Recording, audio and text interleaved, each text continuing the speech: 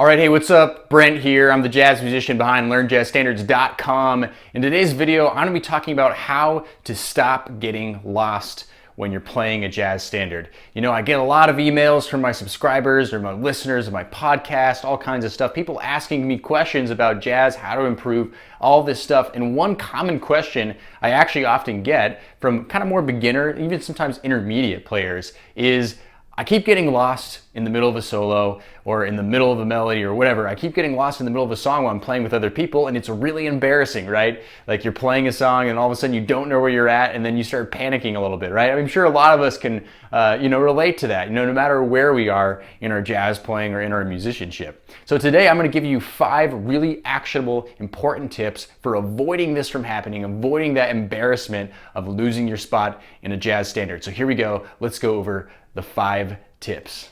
All right, number 1, do your homework. Now, most of the time when I've gotten lost while playing a jazz standard, it's because I didn't really know it that well. I got up there, maybe I had barely practiced it, or maybe I just learned it on the fly, and then I kind of got lost because I just didn't know it very well. So make sure you do your homework. Make sure that you've listened to that song hundreds of times and you really know it really well. You spend some time in the practice room working on it, mapping it out. The better you know a song, the least likely you're going to get lost. So this is the very basic first step, because if you don't have this, then you're setting yourself up for failure. So make sure you do your homework, you know all this. It's kind of like a city. If you move to a new city or a new neighborhood, at first you don't really know the roads. You don't know how things get from one place to another, or at least there's this vague unfamiliarity about it all. But the more that you travel around, you try different routes to get to your destinations, you become more familiar with it, and it's hard to get lost, right? You just know how to get from point A to point B. Even if you're in some kind of unfamiliar territory, you know how to get back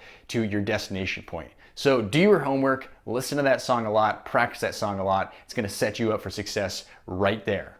All right, tip number 2 is practice keeping your place. Now, believe it or not, in order to not lose our place, we have to practice doing it. It doesn't necessarily come naturally for everybody. So some of us need to actually work on it. So how do we do that? It's pretty simple. It kind of ties in with tip number 1, and that is simply listening. So find a jazz standard that maybe you've gotten lost on before or you're struggling with, and find a bunch of recordings and simply listen and practice keeping your place with the band.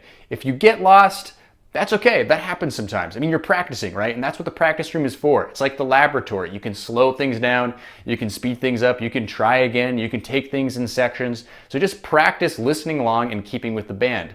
Ultimately, it's a practice of keeping your focus, right? Because oftentimes the reason we get lost is because we lose our focus. So you're practicing staying focused, not letting a little drum fill that the drummer played, throw you off, or a rhythmic modulation throw you off, or something the piano player did, or the bass player did, or the horn player did throw you off. You're staying focused on the form, on the time. So number 2 is practice keeping your place. All right, tip number 3 is slow down the time. Now I'm specifically talking about fast tempos, because fast tempo tunes is often where a lot of players get lost. The time's going by so fast, all of a sudden your body gets thrown off and then you lose your spot. You may be a bar behind, a bar or 2 behind, and suddenly it's hard. You're like, trying to get your head above the water to breathe, right? So we have to really slow down the time. But the big mistake a lot of musicians do over fast tempos is they try to feel every single quarter note. 1, 2, 3, 4, 1, 2, 3, 4, 1, 2, 3, 4, 1, 2, 3, 4. And think about that. That's like really stressful. So what we want to do is slow it down.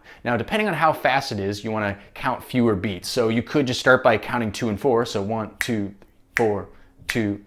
That already slows it down a little bit. Or just the strong beats. So 1 and 3.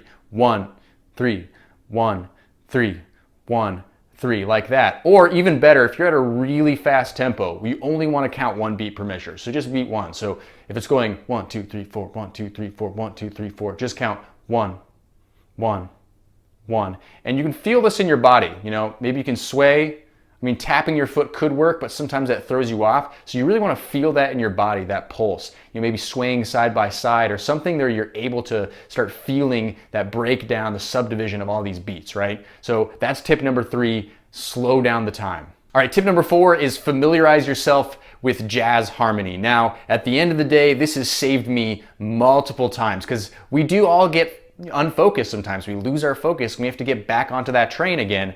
And so A lot of times what's happened for me is I've just simply recognized where we were at in the chord progression. So I just stopped for a second, I heard the bass player playing that 2-5-1, and immediately I knew, okay, that's where we are, jump back on. Or if I'm lucky, I'm a guitar player, so I usually comp for a lot of my gigs, but if I'm playing with a piano player and I hear the piano player play this particular chord or this particular chord progression, that's my cue. Or if I hear the drummer hit a crash on a certain beat, I'm like, oh, we're right there. And it gets me back on track. And that only comes with familiarity. You have to do some ear training, be able to recognize what chords sound like, chord progressions, intervals, all these things, the fundamentals of ear training are important, but ultimately you just have to get exposure to it. So it's kind of broad, but familiarize yourself with jazz harmony and the tune, and you're gonna be set up for success. All right, and finally, our last tip, tip number 5, map out the song that you are playing, okay? And this happens in the practice room.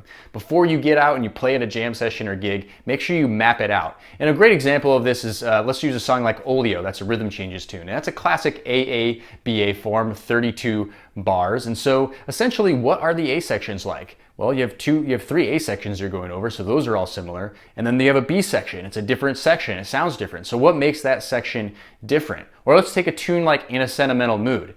Now, the bridge actually modulates to a completely different key. So I'm going through right away and I'm looking at what parts of this song are different than the others and which parts are similar. Just by doing some of this stuff, a little bit of organization can go a long way to setting yourself up for success for all of this stuff. So map out the song, find the parts that are different, find the parts that are similar, kind of know the roadmap before you jump into it head first. All right, so here's the question that I want you to answer today. How do you keep from getting lost when you're playing a jazz standard or any song in general? Leave a comment for me in the comments below. Let's all share this together. Now, if you like this video, make sure that you subscribe to our YouTube channel as always and like our Facebook page. Join our jazz community, learnjazzstandards.com/join. I'll send you a free jazz guide to practicing ebook if you do that. All right, I'm Brent. I'm signing off. I'll see you in the next video.